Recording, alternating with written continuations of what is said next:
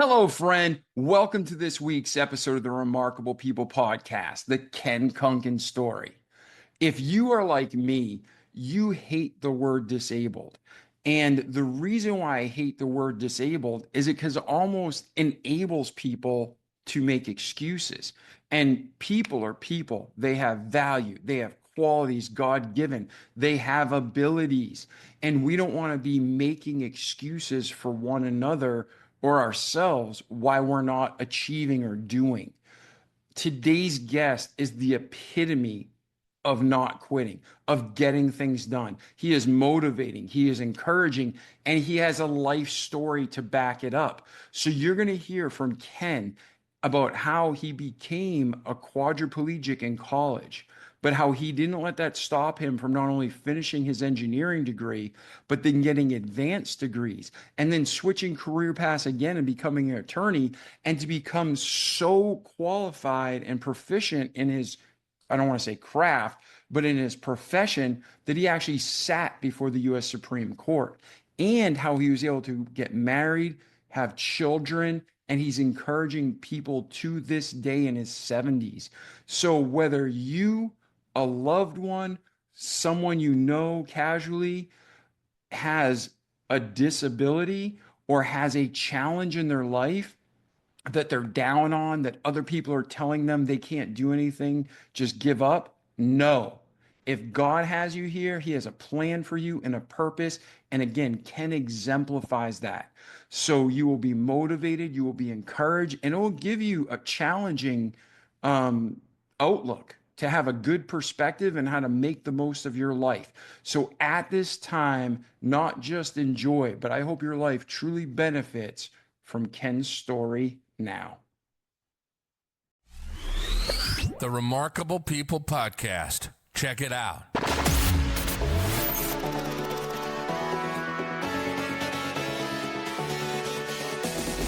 The Remarkable People podcast. Listen, do, repeat. For life.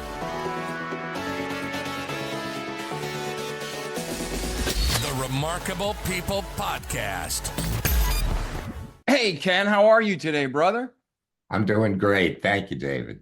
Man, it's been awesome getting to know you a little bit over the last couple months. And then today we just had a talk where I rambled about politics, so I apologize. But thank you for being here today. I just told our audience a little bit about you in the intro, but right out of your mouth, if our listeners commit to sticking through this episode, what's something you promise they'll get that they can apply to their life and have a better life by the end of the episode? David, I think they're going to hear a story that is very unique to experiences they've probably had in the past. I want them to keep in mind that it's so important to keep their expectations high for people, because a lot of times people set limited expectations for others as well as for themselves. And I think as a result, it affects how people eventually perform, because people's performance often rises or falls based upon what others expect of them. And I think it's so important to keep expectations high for yourselves as well as for others. I couldn't agree more. Lowering expectations in any part of life is a bad solution. So, ladies and gentlemen, Ken's going to talk to you about the proper frame of reference for what he just said. He's going to talk to you about how he came to this belief. And then we're going to break it down to the practical steps of how you can apply this to your life so you can have a better life. Like our slogan says, listen, do, repeat for life. You're going to listen to Ken. You're going to be encouraged and entertained, but you're also going to be able to do it, repeat it each day so you have a better life in this world, but most importantly, to eternity to come. So in 60 seconds after the short affiliate break, we will be back with our friend Ken, and he's going to share his remarkable story with you. I hear every day about the products you all wish My Pillow carried. Well, guess what? We probably do. Slippers, bathrobes, pet beds, blankets, mattresses, sleepwear, loungewear, duvets, comforters, pot holders, aprons, oven mitts, and so much more. And they're all on sale. For example, get our best-selling standard My Pillows for only $14.98. Body pillows, $29.98. 6-piece bath towels or kitchen towel sets, just $29.98. Multi-use My Pillow 2.0s with pillowcase, $9.98. Save $40 on our Spring Percale and Giza Dream bed sheet sets. Any size, any color, and so much more. So go to MyPillow.com or call the number on your screen. Use your promo code to save up to 80% on all My Pillow products. And I've never done this before. When you spend $100 or more, you're going to get 2 standard My Pillows absolutely free. Shop MyPillow.com using promo code REMARKABLE to support this podcast and get up to 80% off your order. Or call 1-800-644-6612 by phone. That's 800-644-6612. All right, Ken, let's start off. Where did your journey begin? What was your upbringing life? Because everything that happens to us, good, bad, ugly, pretty, and pretty ugly, it makes us the humans we are today. So where did your life journey begin, Ken? All right. Well, when you talk about my life journey, I guess the best place to start would be within days that I was born. I was born on July 15th, 1950, on Long Island in New York State. And 27 days after I was born, my mother, Judy, died. This was during the polio epidemic. It was certainly widespread and very widespread in our community. And unfortunately, shortly after my birth, my mother contracted polio and died 27 days after I was born. Wow.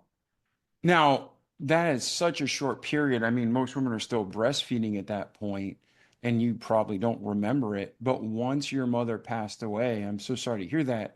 Who cared for you? Was it your father? Did you have an aunt? Where did your caretaking go from there? Well, I have a brother, Steve, who's 2 years older than I am. He unfortunately had polio as well at the time. Fortunately, his was a mild case that was confined to his leg, one leg, and he totally recovered. But since we needed a lot of help, my father, brother, and I moved in with my father's parents, my paternal grandparents. They lived in Limbrook on Long Island. And my maternal grandparents, my mother's parents, basically visited every day to help with our care. So we spent the first few years of our lives living with my grandparents. Then my father remarried when I was still 4 years old. It unfortunately was not a happy marriage and resulted in a lot of arguments and a messy divorce. But it did result in the birth of my sister Merrill, who's 10 years younger than I am. So we had lived with my father's second wife for close to 10 years. And then after they became divorced, it was basically my father, brother, and I living alone. And that's basically how we grew up. Yeah, and today, sadly, divorce is all too common. But I don't care who you are, it's unhealthy for a home. And sadly, my family went through divorce, right? But back in your generation, divorce was it was rare. It was not nearly as common. So I had a couple of questions. Do you feel, from what you know, did your father remarry more out of necessity? Like it was a good business relationship for both parties, or did they actually, fall in love and then fall out of love? What was the situation with them? It was a very interesting situation. My father, after the death of my mother, was left with 2 young children, my 2-year-old brother and myself as a baby. He met his second wife, whose name was Janice, who had been widowed herself. And her first marriage ended in the death of her husband and the birth of 2 young children. And it seems to me that when they met, they felt they had so much in common here. They had both lost their spouses and both had 2 young children. So to them, it seemed like a perfect match for them to get together. They had a lot in common. And while they were married, they conceived my sister. So at the time of their marriage, it seemed like the right thing for them to do, but it certainly didn't work out well. Yeah, and in no way am I casting stones. The reason why I ask is because how we frame it, it hasn't been until recent years that marriage was quote unquote for love, right? And they're not talking about God as love, but the emotion of love. And that's why so many marriages fail. Where throughout history, a lot of marriages were contractual. It was like it made sense. It was, hey, this is good for both families. It wasn't just about squishy emotions. But what we see as children is what we carry into our future. So that's why I was hitting on that now. So as we go into your story to see if it parallels or affects. So now you're a child, you have a younger sister, you have a brother. Where does your life go from there, Ken?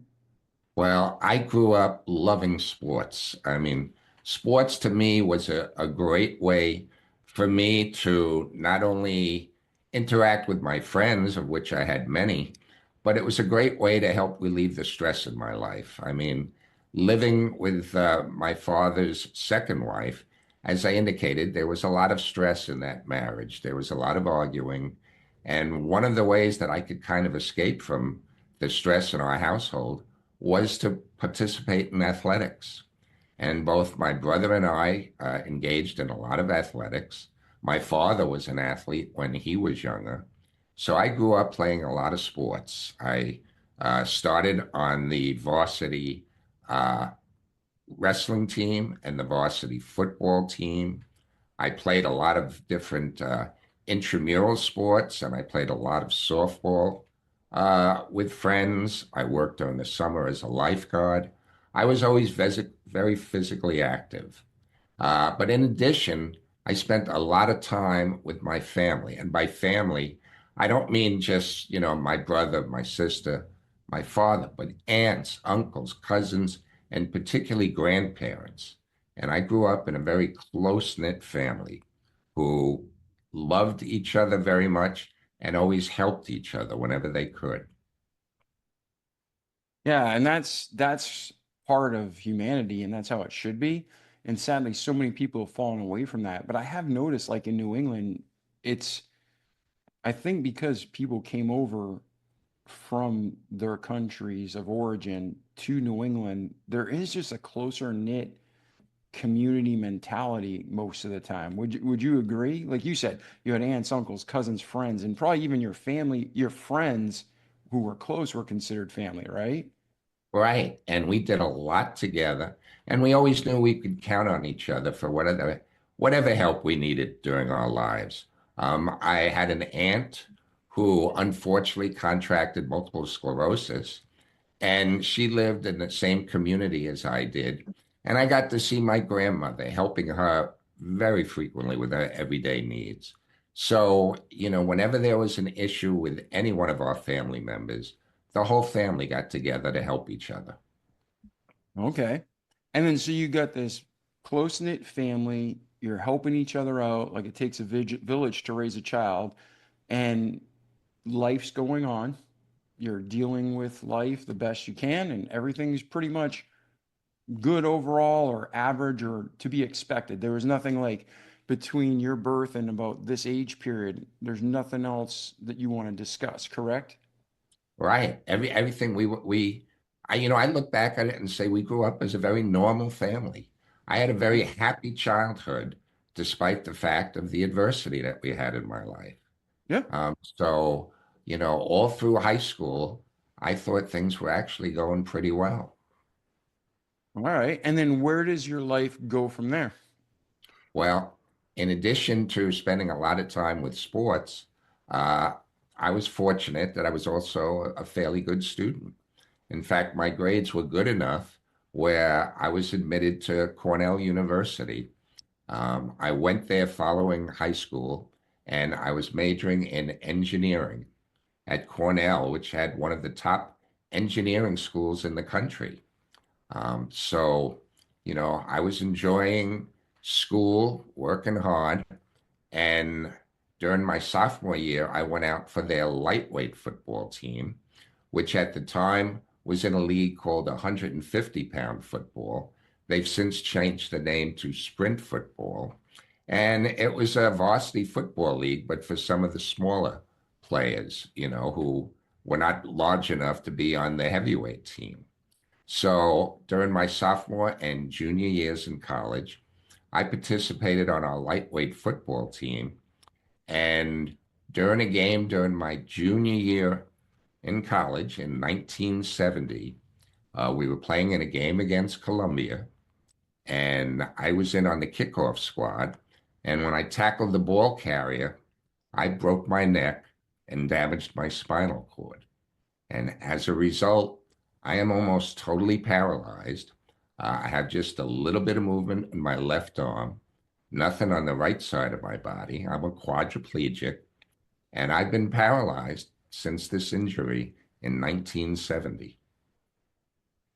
Wow. And being someone who, I mean, anyone would have a hard time dealing with this, but being someone who is always active and always that's part of your social group, how you're playing with the boys and your friends, your brothers.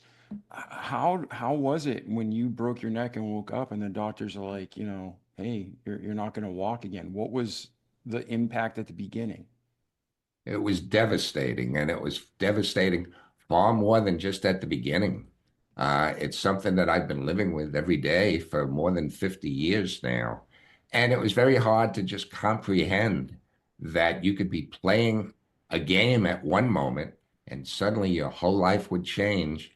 And now going from being a very active individual to one who's totally sedentary and depending on others for your everyday needs, it's been a very difficult adjustment to make. So once this happened, did you finish college? Did you pack it in? Where did your life go from there, Ken? Well, after my injury, I spent the next 9 months and 20 days in various hospitals and rehabilitation centers. And while I was there, I tried to find out as much about my injury and my condition as I could. Because back in 1970, not many people knew a lot about spinal cord injuries. I mean, when I was hurt, this was about 25 years before Christopher Reeve's injury. Now, Christopher Reeve was a tremendous role model, and following his injury, a lot more people learned about the ramifications of a spinal cord injury. But when I was hurt in 1970, most people didn't know much about it. So, I tried to ask a lot of questions, and the medical professionals seemed reluctant to answer them for some reason. But I learned that the rehab center had put out a booklet, a pamphlet about, a lot of details about my type of spinal cord injury, what type of movement you'd have, where your level of sensation would be, how it would affect your bodily function. And they even had a page about what type of work, what type of careers that you could do with your type of spinal cord injury. And for my level of injury, which is between the fourth and fifth cervical and the neck, the only career that I saw was that someday I may be able to sell magazine subscriptions over the telephone. That was the only thing they listed. And I was devastated. Here I had been studying engineering at one of the most prestigious schools in the country. I injured my neck and not my head. And suddenly the best it seemed I could look forward to would be to sell magazine subscriptions over the telephone. And I was devastated when I saw that. And many of the people that were fellow patients of mine in the rehab center were coming back for yearly checkups. They had hurt a lot longer than I was, and they didn't seem to be doing much with their lives. I felt that medical professionals were not encouraging them to do more. Even though they had a physical disability, I felt there was still more people could be doing. And fortunately, my family encouraged me to make the most of my mental abilities and, not just sit at home. And thanks to a vocational counselor at the rehab center, she encouraged me to go back to school and further my education. So when I was finally discharged from the rehab center, just 11 days after I finally got out, I decided to return to Cornell University and resumed my studies in industrial engineering. Beautiful. And of course, the campuses were completely, ready for you and handicap accessible, right? It was an easy transition. Well, not exactly.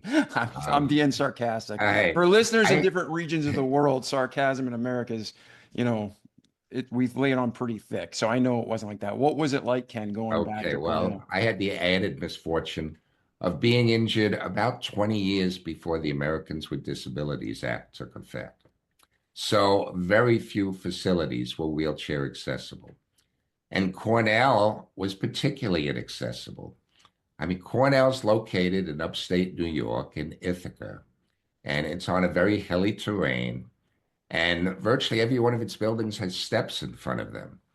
And when I went back to school, which was now in 1971, there was not one ramp or curb cut on the entire campus.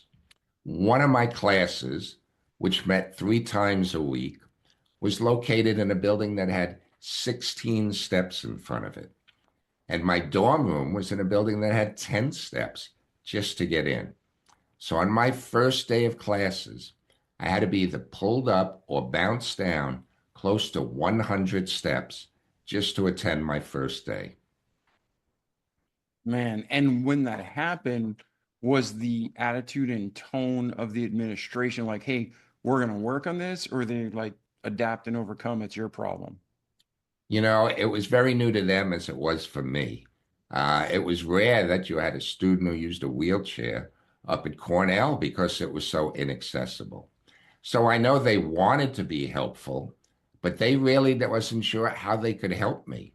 But just to give you an example, what happened, I asked them if they could at least put in a ramp to my dorm so that I wouldn't have to go up and down those 10 steps every day that I was going in and out of the building. And they told me that in order to put in a ramp there, they'd have to remove 2 bushes. And they were concerned that students might protest if they removed those bushes. So they didn't want to put in a ramp. Now, you have to keep in mind, this was during the Vietnam War, and there were a lot of student protests going on. And they were concerned that removing these 2 bushes might result in more protests. So for my first semester back, every time I'd go in and out of the building, I'd have to be bounced up and down the steps. And what happened was at the beginning of the second semester, they had a fire drill. Now, of course, when you have a fire drill, everybody must evacuate the building. And the next day, a school administrator asked me how I managed during the fire drill. And I very honestly told him that I was able to get out by having my attendant bounce me down the steps. But I felt bad because I know I slowed up the other students who were exiting. And wouldn't you know, within 2 weeks, the university installed a ramp by the building. And it was clear to me they didn't do that for my convenience. They did it for the other students' safety. But that was still fine for me. I mean, at least now I had a ramp to use. And just so you know, David, not one student protested removing the 2 bushes. In fact, many of them preferred using the ramp rather than going up and down the steps every time. So the ramp turned out to help a lot of people, not just me. So that was just one example of what it was like when I went back to school. And again, the administration was not trying to give me a hard time. They wanted to be supportive, but neither of us really knew the best way of doing it. Yeah. And that's true. And then there's appropriateness. Like a college university, like you said, just because you had a neck injury didn't mean you had a brain injury, right? And you're paying to go to Cornell, they can step up and adapt. But just last month, I was on a military base in the United States, and it completely wasn't handicap accessible. But at the same time, what is the main purpose of that base? It's to train soldiers. And in the division in areas that are public or for soldiers that can do mental work, that should be 100% handicap accessible. But at the training grounds where they're running around and doing physical activity, it would be unreasonable to spend hundreds of millions of dollars to refit every outfit in the United States for a place that's not going to be used. So what you're saying, I agree with completely. You didn't know at that time, they didn't know at that time, but for a public university or a private institution, it's nice that they adapted, even if they didn't do it for the best reasons. Absolutely. And with respect to veterans, I mean, we have so many veterans with disabilities these days. Yep. So it is so important for everybody to recognize that making things accessible is just the right thing to do to help our veterans, as well as other individuals who have disabilities. Yeah, I 100% agree more. The point I was trying to make is that, like, I think, and if you disagree with me, you tell me.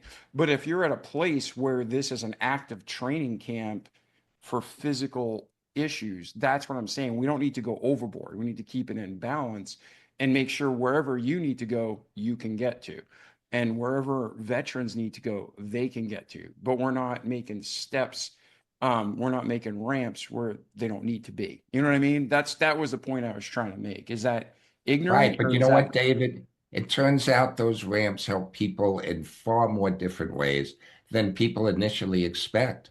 For instance, mothers wheeling baby carriages, yeah, delivery men delivering groceries, or moving furniture, yeah, or people who are temporarily have a disability and need to use crutches, or temporarily use a wheelchair, or have a limp. It turns out these modifications are helping so many more people than people initially realize. And, you yeah, know, a lot of times you say, well, somebody with a disability wouldn't go to this building or store in any event. Well, many times it's because they don't go there. It's because it's not accessible. And if mm, it was more accessible, more people would go there. I mean, when I was injured in 1970, I didn't see many other individuals with disabilities who were using wheelchairs out in public back then. But one of the reasons is we couldn't get around. We couldn't get up and down a curb or into most buildings or restaurants. And once those facilities were changed and made more accessible, more people did go out there and use those facilities. yeah. And that makes total sense. That makes complete sense. So now you're at university, they take the step, they make the ramp, it actually makes everybody's life better. Where does your life journey go from there, Ken?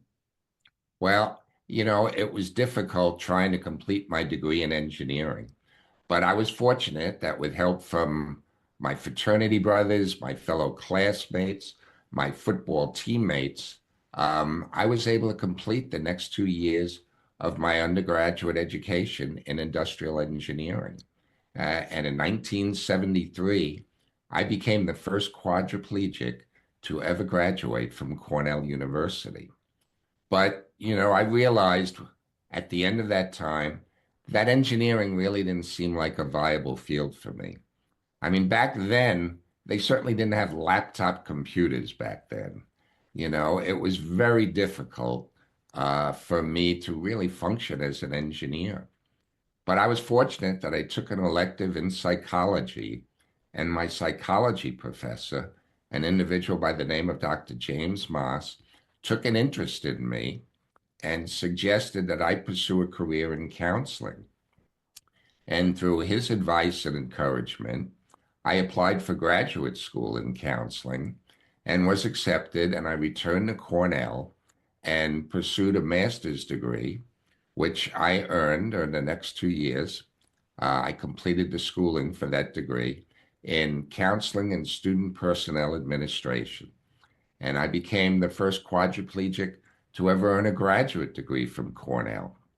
And then to increase my counseling credentials, I went to Columbia University, which happened to also be the school I got hurt against in my football game. And at Columbia, I earned my second graduate degree. This one was in psychological counseling and rehabilitation. And I then decided to look for a job in the rehabilitation counseling field. And now, David, keep in mind, I now had 2 degrees from Cornell, one from Columbia, 3 prestigious Ivy League degrees, 2 master's degrees, and no one would hire me. I sent out more than 200 resumes and looked for a job for a year. It seemed everyone felt that I was just too disabled to work. In fact, I was even turned down, David, when I offered to volunteer my services, and I still couldn't get a job. And finally, after looking for a year, I found one organization willing to give me the opportunity to show what I could do. And that organization is on Long Island. It's called Abilities Incorporated, which was part of what was then called the Human Resources Center and is now called the Viscardi Center. It's named after its founder, Dr. Henry Viscardi Jr., and they hired me to work as a vocational rehabilitation counselor to counsel, other individuals who had severe disabilities. And I was so fortunate to be given that opportunity, and I loved working there as a rehab counselor. That's beautiful. And people could be bitter, and I'm sure it was frustrating, but you said over a year, and then you're still referring to as you were given an opportunity and you seized the opportunity, you were thankful for the opportunity. But it's crazy to think that Cornell and Columbia today are prestigious universities. Back then, when less people went to college, it was even higher. So for people not to give you an opportunity, it's just mind blowing because we live in such a different world, right? Absolutely. And, it was just so incredibly frustrating. Here I had worked so hard to earn those 3 degrees. I did everything I thought I could possibly do. What more do I need to do at that point just to have the opportunity to be able to help others? That's what I was looking for. I wanted the opportunity to allow me to help others as a counselor.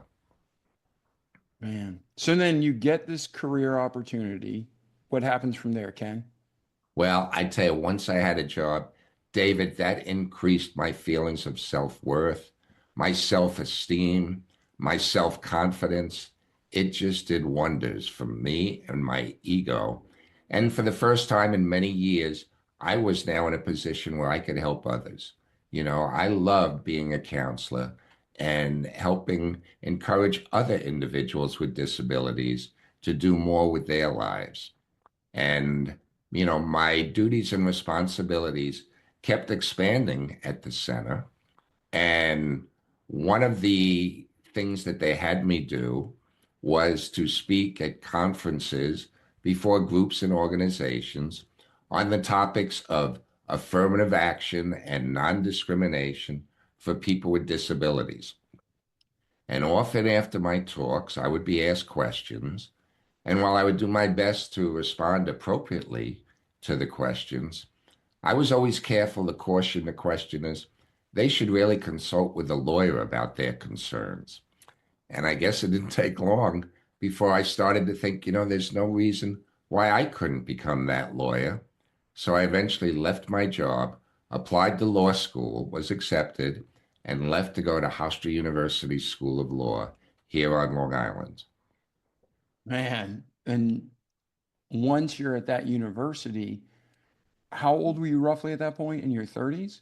No, not yet. I actually started in 1979. So I was just turning 29. So I was almost 30. I was just turning 29. I had worked for a little over 2 years as a counselor at the Viscardi Center. And I was very fortunate to then go on and go for further education and go to law school. I might add that when I left my job at the center, they not only hired a full-time counselor to replace me, but uh, they had to give additional duties that I was doing to 2 other employees. So, I was very pleased that I was doing the work that seemed to be more than just one individual would have done. They actually divided my work between 3 other people after I left. And in fact, David, I'm proud to say that I must have made such an impression on the people at the center that 30 years after I left, I received a call from the President of Abilities Incorporated that asked me to become a member of the Viscardi Center's Board of Directors. Oh, And I've nice. been very proud that I first started serving on the Abilities Inc. Board of Directors, and then after a couple of years on the whole Viscardi Center's Board of Directors, which I still am presently on their board as well. Beautiful. So now you get your law degree, and you can, I don't know if you want to talk about the journey of getting the law degree or what happens after that, but where does your Okay. life go from there? Well, that's an interesting story as well. My brother had become a lawyer, and he was working as a defense attorney at the time. And my brother encouraged me to do an internship at the Nassau County District Attorney's Office during the summer after my second year of law school. So I did an internship there. And not only did I love the experience, I found a new way that I could help people and serve the community as a whole. So I decided to, following that internship, to apply for a full-time job at the district attorney's office.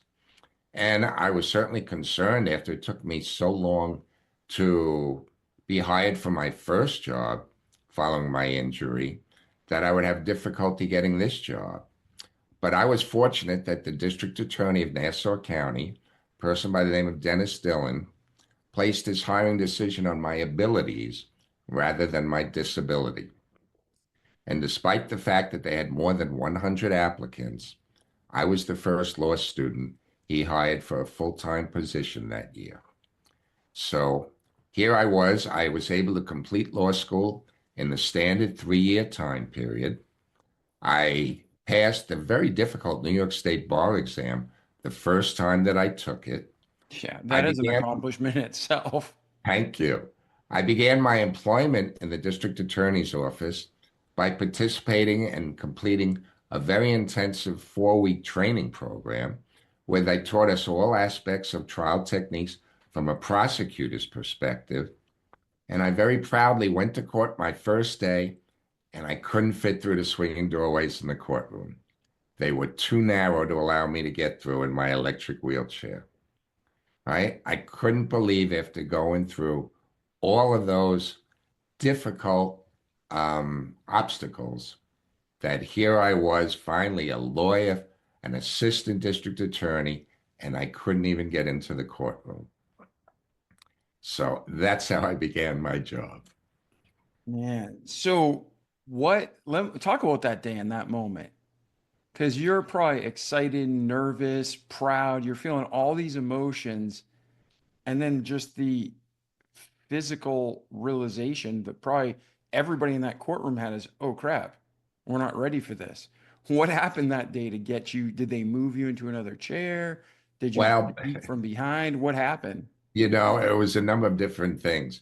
Firstly, I had to go through, a long way of going around to get into through the back of the courtroom where the judges would enter, right, in order to be able to get into the area where the prosecutors sat.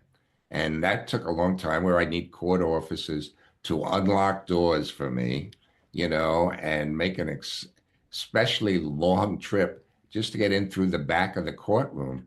But then it was very difficult every time I needed to go in and out of the courtroom or to approach the bench, which I couldn't do either, at times when you're on trial, and to do that. And I might add a couple of things. My first assignment was actually to our traffic court bureau, which was located on the second floor of a neighboring building.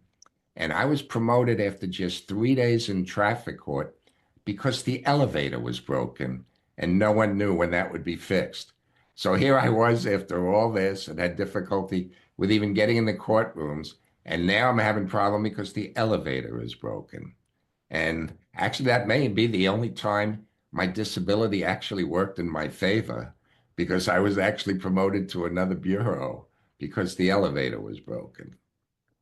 But eventually, I was able to manage in district court, and I started doing trials, and I became a trial attorney. All right. Now, let me ask you a question if you don't mind.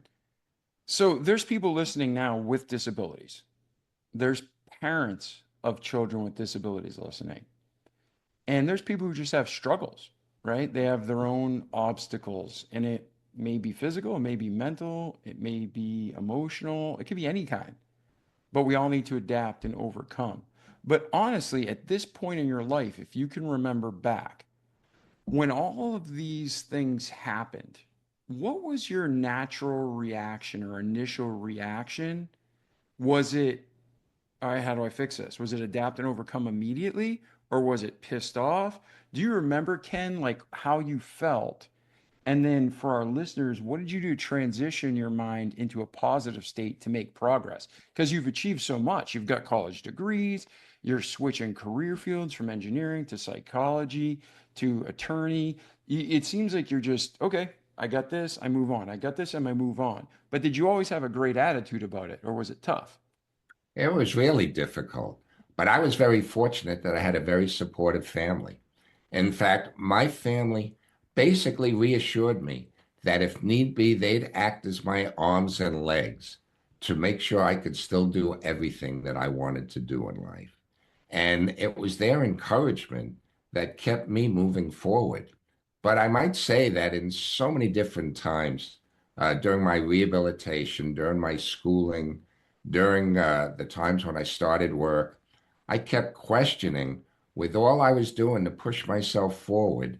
There seemed to be needless barriers that was making it more difficult for me, such as the architectural barriers, whether it be no, the lack of ramps or a working elevator or, obstacles in the courtroom. It seemed like there were so many things that were needlessly making things more difficult. But in addition to the physical barriers, there were still attitudinal barriers. There were still people that felt that I was just too disabled to work. In fact, I learned later that while most of the supervisors were absolutely great in helping me in the district attorney's office, there was at least one that questioned privately why I was even hired because, as he put it, he can't even write. Well, no, I couldn't write.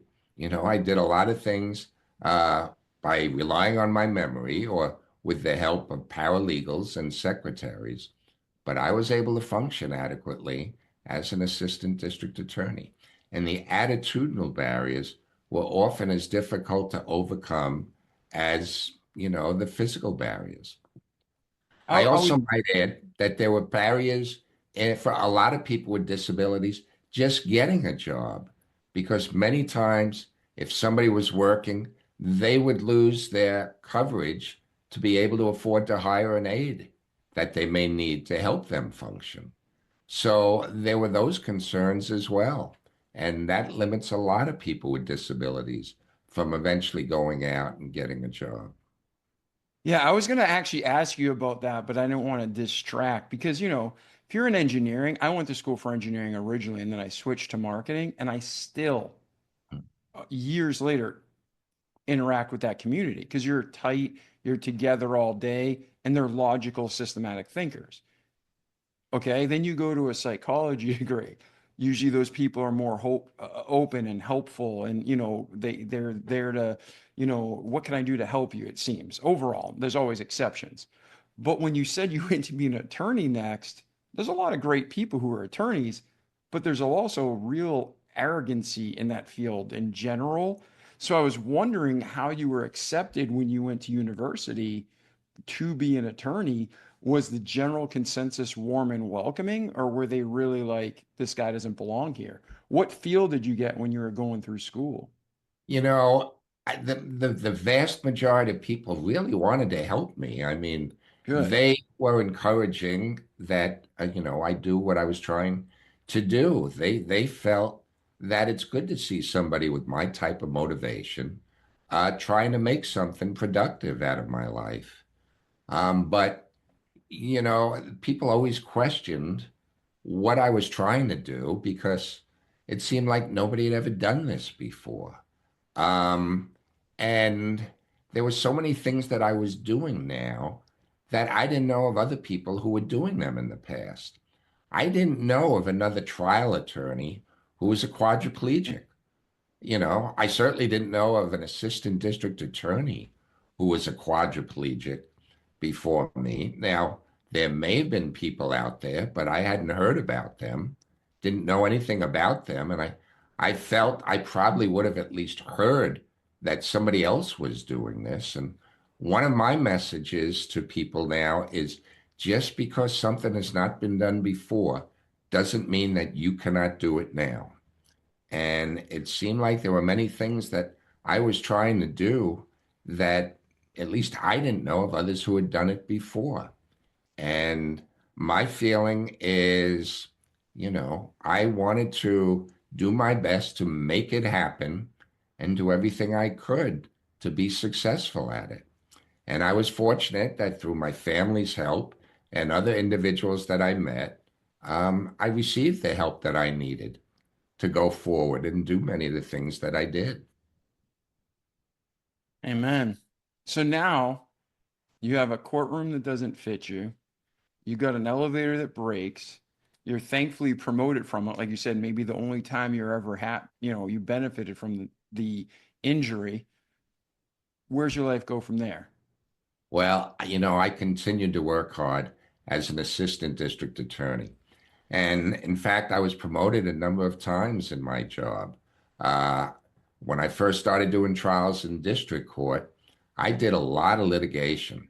And in fact, not long after I started doing trials in district court, I was approached by a defense attorney who told me that he overheard some of the prisoners talking about me in the pens behind the courtroom.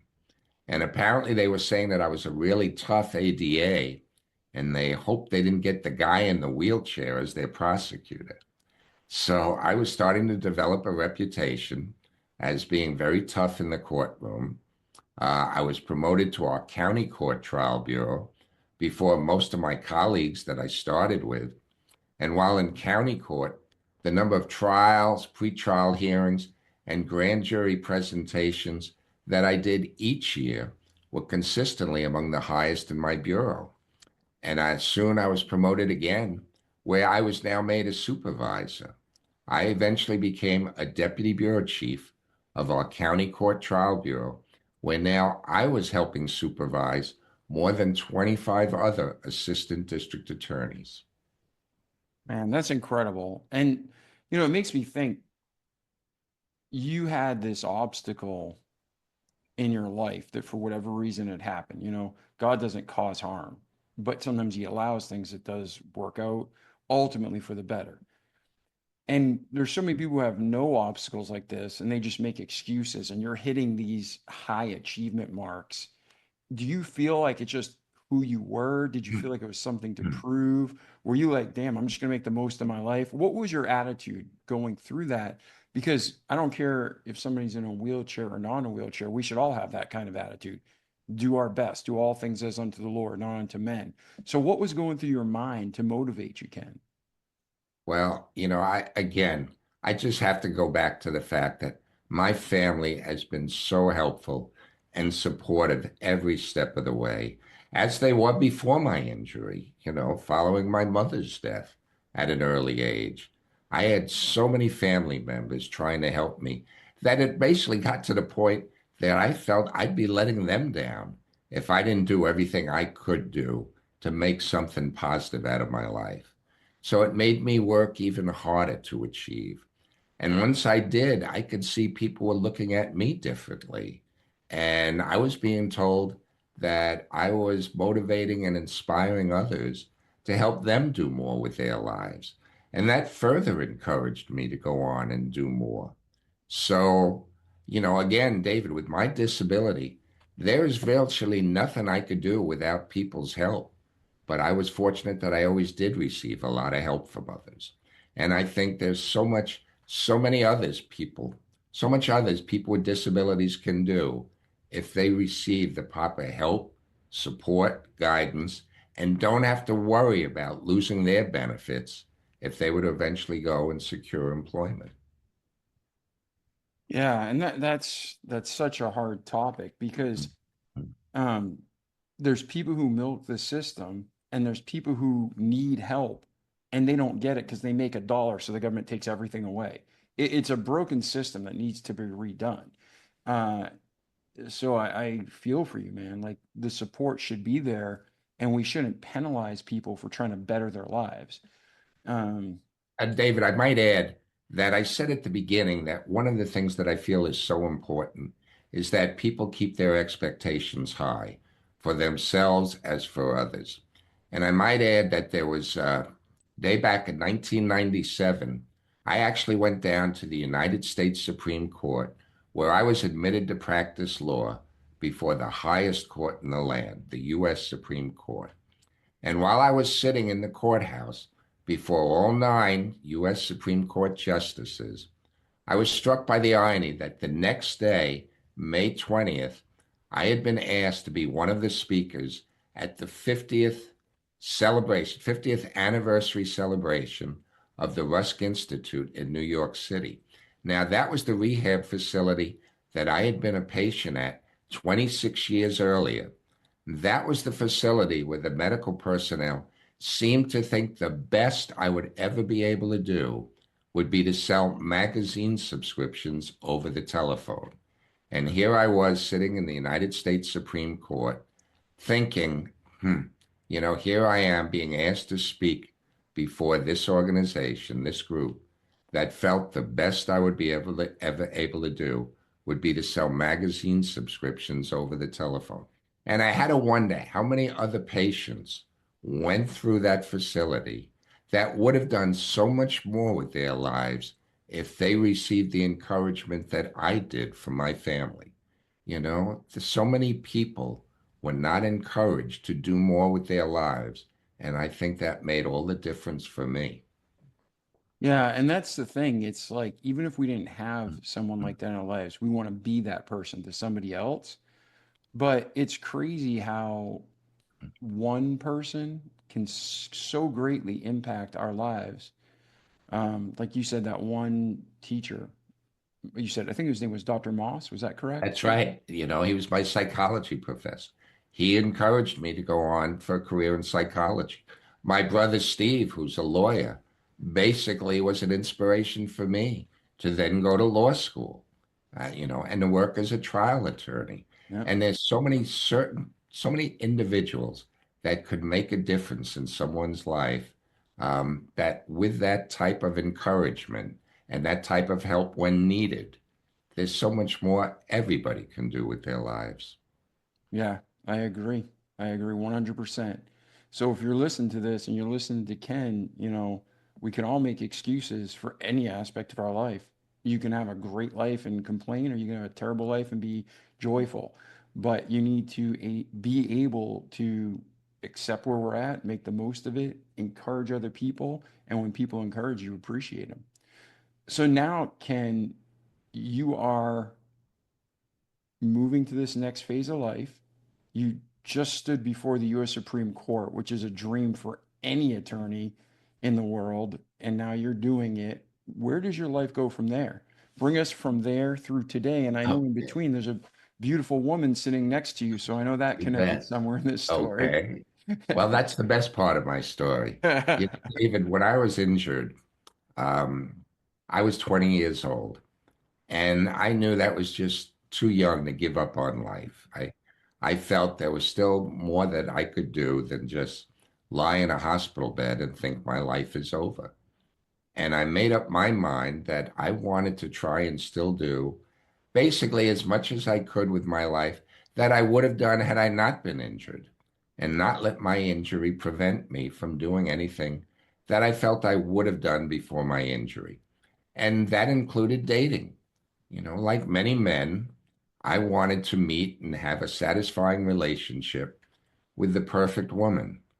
And as you might expect, dating when you're a quadriplegic and trying to impress a woman when you're almost totally paralyzed poses its own unique set of challenges. So it took me a while. I dated a number of people when I was in college and then after that. And I had the good fortune of meeting the most incredible woman who's now sitting beside me on my right. Her name is Anna. And Anna is the most incredible person I've ever met. And I suppose what they say about opposites attracting certainly held true for us because Anna and I are different in so many ways. I mean, for one, Anna's 19 years younger than I am. Anna was born and raised in Poland, while I've spent my entire life basically here on Long Island. Anna is Catholic, and I am Jewish. Anna's over 6 feet tall, and I'm just under 5'8". Anna's a vegetarian, and I love to eat meat. And Anna's in exceptional physical conditions. She works out every day, and here I am almost totally paralyzed. And yet it just seemed like a match made in heaven. And on June 14th, 2003, Anna and I were married. So it's a little over 21 years ago.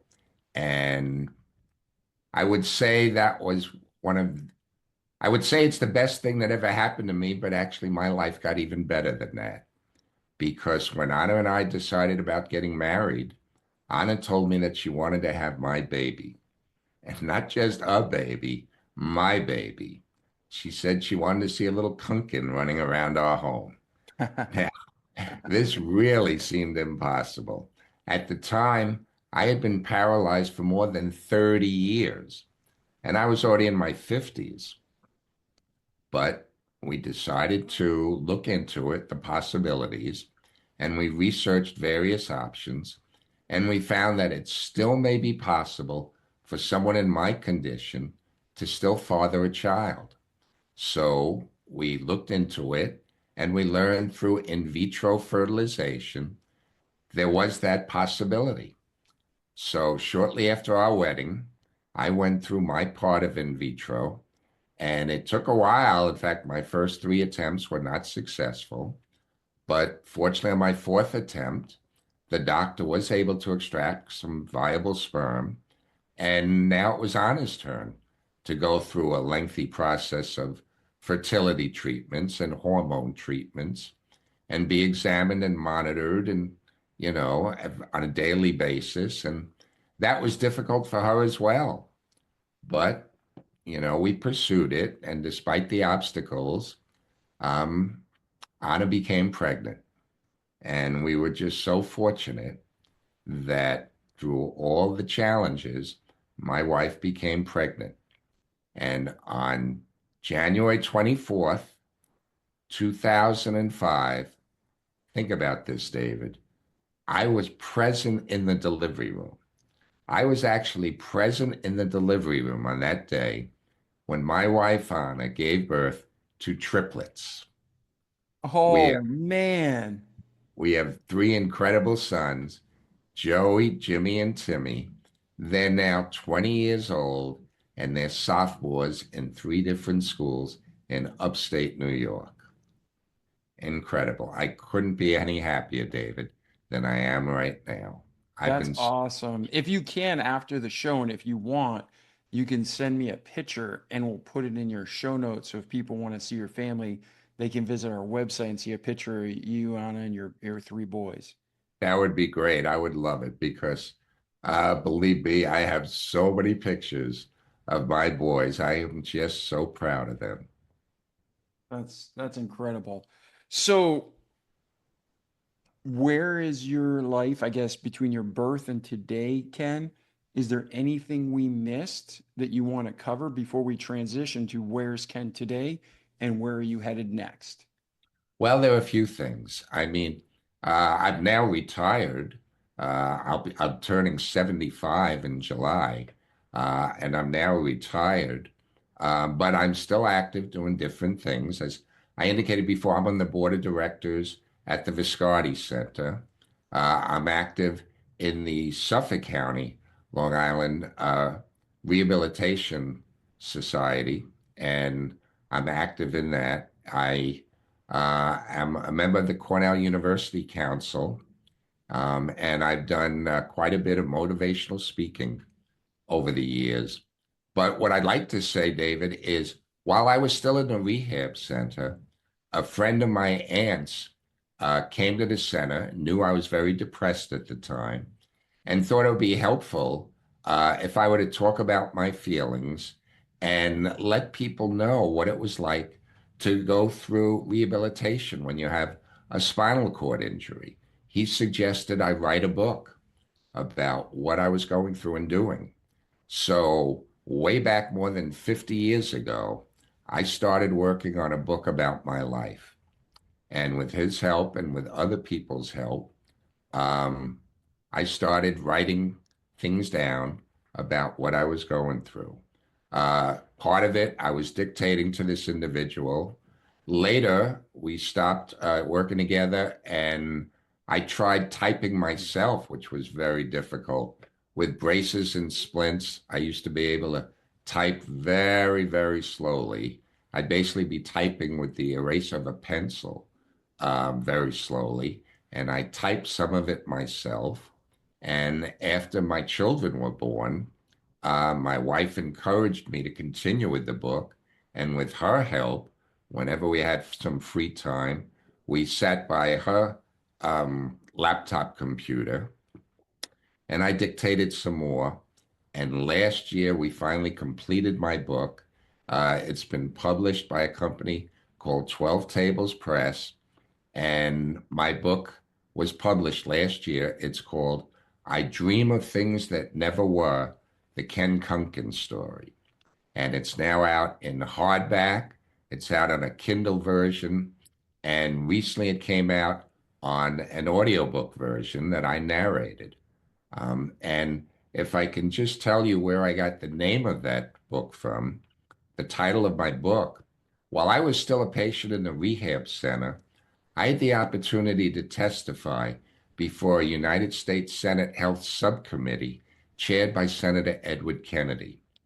And 8 days after my testimony, Senator Kennedy sent me a glass paperweight in the mail that had an inscription on it that the senator said his late brother, Robert Kennedy, liked very much.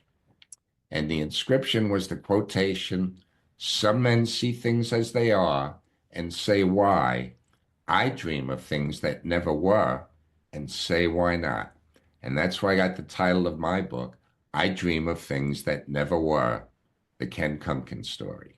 So now I've been doing some work promoting my book, as well as narrating the audio version of the book.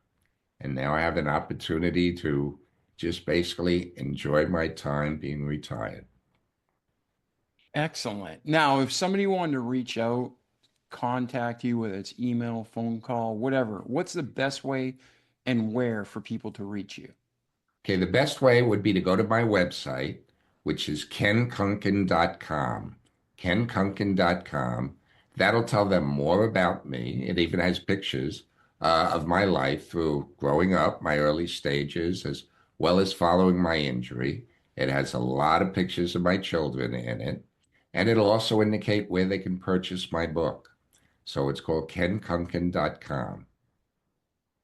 Excellent. Well, Ken, it's been an honor. It's been inspiring. It's been challenging speaking with you today. I'm so glad I got to meet you and Anna. And if there's any other final thoughts or encouragement or words of wisdom you want to share with our audience, feel free. If there's anything we missed, fire away. This is your show. Thank you, David. And I appreciate that. And I appreciate the opportunity to be able to tell my story. And one of the things that I would certainly like to do, as I've been trying to do following my injury, is to encourage others to hire people with disabilities. I think there is so much somebody with a disability can do that I think employers have found it actually just makes good business sense. These are some of the best workers, most dedicated, most loyal workers an employer can ever hope to find. But there are additional messages that I want to send out. And it basically is that not to set limited expectations for yourself or for others. There's so much everybody can do, if you're given the opportunity. And I think it's so important for everybody to remain motivated and to participate in society. Don't just sit home waiting for something good to happen. Sometimes you need to take the initiative and you need to challenge yourself. And you need to feel that just because something has not been done before doesn't mean you cannot do it now.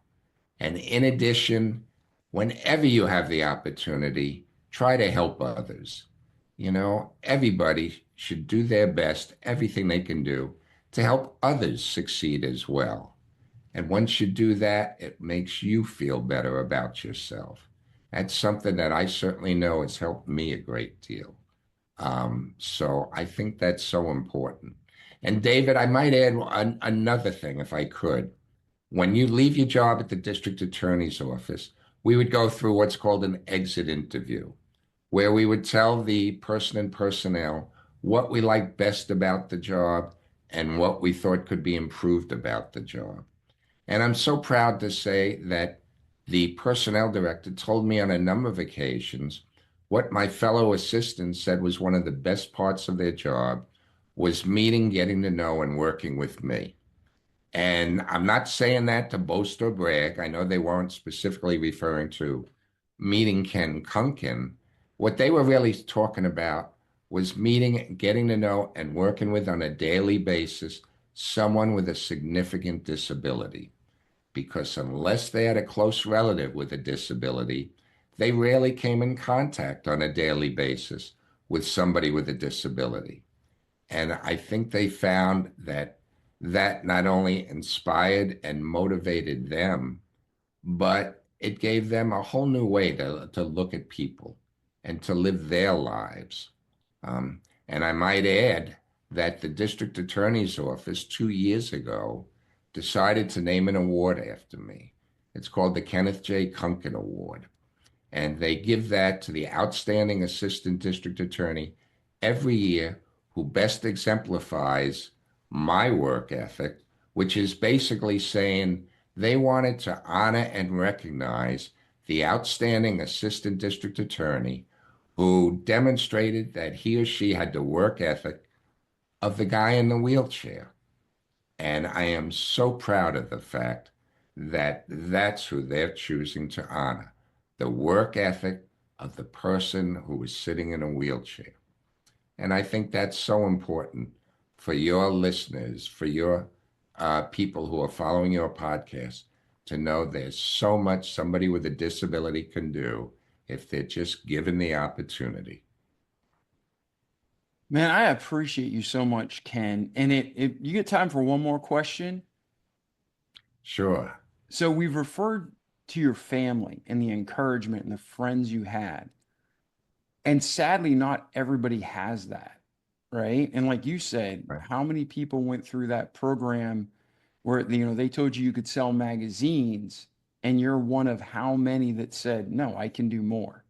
Whether it's an internal brokenness, whether it's people programming the brain, learn behavior, there's so many people who have been injured or born, with a disability. I hate even using that term, but they're born with, like, obviously, if you have one arm or if you're a quadriplegic, life's going to be a lot harder, right? But then there's men like you who don't make excuses. They adapt, they overcome, they find a way, and they achieve greater things than most people who have been given everything. For those out there who don't have the family structure, who don't have that, let's say, daily encouragement, if you're speaking right to them, what would you like to say to them to encourage them, to help them, to let them know that it doesn't have to be this way? Basically, David, most people, with very few exceptions, are good people. They want to help. Sometimes they don't know the best way of helping, but people truly want to help. There are people out there that want to help you succeed, and you need to be amenable to taking that assistance when it's either offered, or encourage people by getting out there, by participating in society, by showing that you're motivated to doing something with your life, and to maintain a positive attitude. I think with all the things that you can do in life, maintaining a positive attitude encourages more people to want to be with you, to help you, to take part in your life, and to work together with others. When one person succeeds, we all succeed. if we all get together to help that individual. Amen. Well, thank you for that. And ladies and gentlemen, check out Ken's book, check out his website, contact him if you have any questions or you want to continue the conversation. I've been very encouraged myself, challenged. Ken, thank you for being here today, brother. David, thank you for giving me the opportunity to share my story with your listeners and to let more people in on what I experienced in my life, what I have learned, and how it's encouraged me to do more with my life and trying to help others succeed. Awesome. Well, ladies and gentlemen, all the inspiration, all the motivation that Ken brought us today doesn't mean anything. If you listen to it, go do something with it. Repeat habitually the good each day so you can have a great life in this world, but more importantly, in eternity to come. Share this episode with your friends and family who need it. And again, if you need anything, reach out to Ken or myself and we'll do our best to help you. So I'm David Pasqualone. This was our remarkable friend, Ken. And again, Ken, thank you for being here today. And ladies and gentlemen, we'll see you in the next episode. Ciao. The Remarkable People Podcast. Check it out.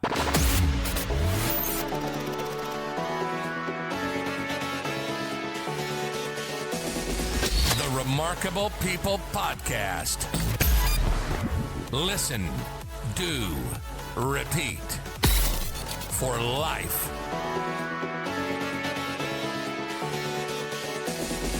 The Remarkable People Podcast.